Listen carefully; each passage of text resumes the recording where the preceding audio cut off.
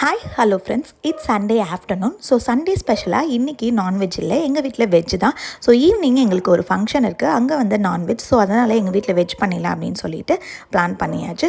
So வெஜ்ஜுக்கு இன்றைக்கி நாங்கள் plan பண்ணியிருக்கிறது வெஜிடபிள் பிரியாணி, காலிஃப்ளவர் 65. வெஜிடபிள் பிரியாணிக்கு வெங்காயம், தக்காளி, புதினா, கொத்தமல்லி எல்லாமே கட் பண்ணிவிட்டு, அதுக்கப்புறம் காய்கறி பார்த்திங்கன்னா கேரட், பீன்ஸ் மட்டும்தான் ஆட் பண்ணேன். ஸோ எல்லாமே வதக்கி விட்டுட்டு சாப்பாடும் போட்டு குக்கரில் விசில் வச்சு இறக்கியாச்சு. சைட் டிஷ்க்கு வந்து கோபி 65 தான். ஸோ கோபி 65க்கு என்ன மசாலாலாம் வேணுமோ மசாலா, உப்பு, தயிர் போட்டு அதை ஒரு 15 மினிட்ஸ் மேரினேட் பண்ணியாச்சு. அதுக்கப்புறம் அதை ஆயிலில் நல்லா டீப் ஃப்ரை பண்ணி எடுத்தாச்சு. ஸோ இதுதான் இன்றைக்கி சண்டே எங்கள் வீட்டில் veg special. Veg biryani, cauliflower 65.